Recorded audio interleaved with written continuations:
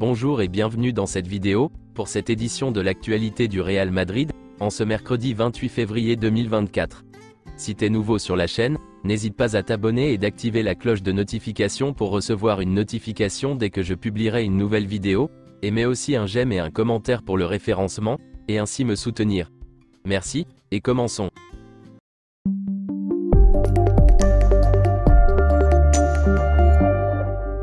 Le Real Madrid a décroché une importante victoire dans la course pour la Liga. Le leader du championnat a battu Séville grâce à un but à la 80e minute, œuvre de Luka Modric, d'une superbe frappe lointaine.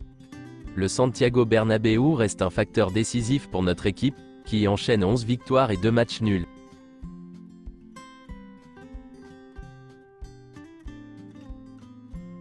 Carlo Ancelotti a comparu en salle de presse du stade Santiago Bernabéu, après le succès du Real Madrid face à Séville lors de la 26e journée de Liga. Voici ses déclarations. L'équipe a fait un grand match. Nous avons joué avec beaucoup d'intensité, de qualité et d'équilibre. Les problèmes étaient prévisibles. Si nous n'avons pas Bellingham ni Joselu, il n'y a pas d'autre manière de jouer au football qu'avec des combinaisons courtes. Il n'y avait pas le point d'ancrage Joselu, qui a marqué beaucoup de buts, ou Bellingham, qui se projette souvent depuis derrière. L'équipe a joué un grand match et les 3 points sont mérités. Le superbe but de Modric. Nous avons célébré le but de Luka, car il l'a mérité et a marqué un superbe but qui nous a permis de prendre 3 points de plus au classement. Il a marqué et démontre qu'il est très compliqué de le laisser sur le banc. Pas seulement pour le but de ce soir, mais également vu la qualité de ses entraînements quotidiens, c'est un exemple pour le reste de l'effectif. Ce qu'il veut faire à l'avenir est entre ses mains, et nous n'avons qu'à attendre sa décision. Je peux comprendre ce qu'il pense quand il ne joue pas. Tout le monde pense que c'est la fin de sa carrière, mais lui démontre que non. On ne dirait pas un joueur de 39 ans. La seule donnée objective est son âge.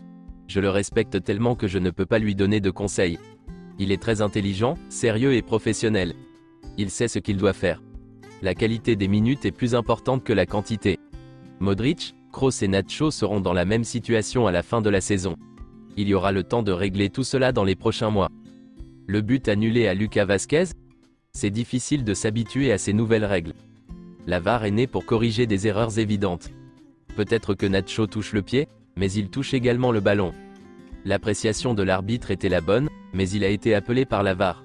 C'est un problème général depuis que la VAR est là. Je lui ai dit que la VAR n'aurait pas dû intervenir, car ce n'était pas clair ni évident. L'arbitrage de Diaz de Mera? En première période nous avons un peu protesté, car le match a été entaché au niveau émotionnel par le but annulé. La seconde période a été plus contrôlée et tranquille. L'entrée de Ceballos à la place d'Arda Güler?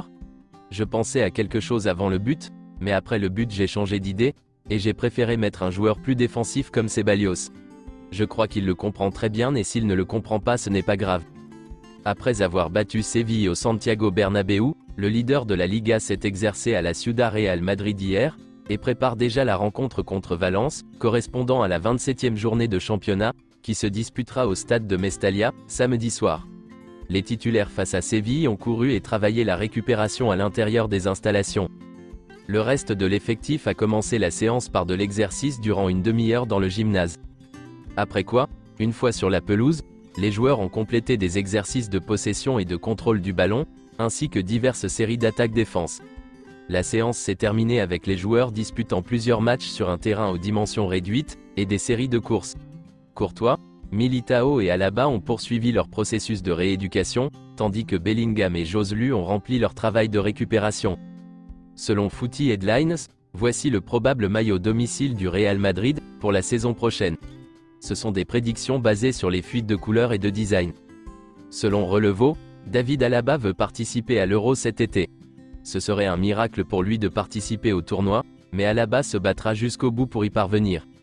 Selon certaines informations, dans le vestiaire du Real Madrid, la publication de vidéos sur les arbitres sur RMTV fait l'objet d'un débat interne. Certains joueurs pensent que cela leur nuit plus que cela ne leur profite, même s'ils respectent la décision du club. Selon Relevo, c'est confirmé, Taylor Swift donnera 2 concerts au Santiago Bernabéu. Le premier aura lieu le 29 mai. Le Real Madrid a reçu 450 000 demandes de billets pour assister au concert de Taylor Swift au Santiago Bernabéu. La Liga a autorisé le Real Madrid à jouer le dernier match de la saison contre le Real Betis le samedi 25 mai, afin que le Bernabéu soit prêt pour les concerts de Taylor Swift. Selon Fabrizio Romano, le Real Madrid est très confiant et optimiste sur le fait que Toni Kroos restera une saison de plus. Selon une source, concernant Alphonso Davies, rien n'est encore décidé, mais la tendance est à un départ vers le Real Madrid cet été. Depuis un certain temps déjà, le vestiaire du Bayern parle d'un départ. Selon The Athletic, le Real Madrid a conclu un accord verbal avec Alphonso Davies. Alphonso Davies préfère pour l'instant rejoindre le Real Madrid, malgré l'intérêt du Barça et d'autres clubs anglais. Le Real Madrid, dirigé par Juni Calafat et José Ángel Sánchez, a été en contact avec l'entourage d'Alphonso Davies, et lui a demandé depuis le début des négociations de ne pas renouveler le contrat. Un accord verbal a été conclu.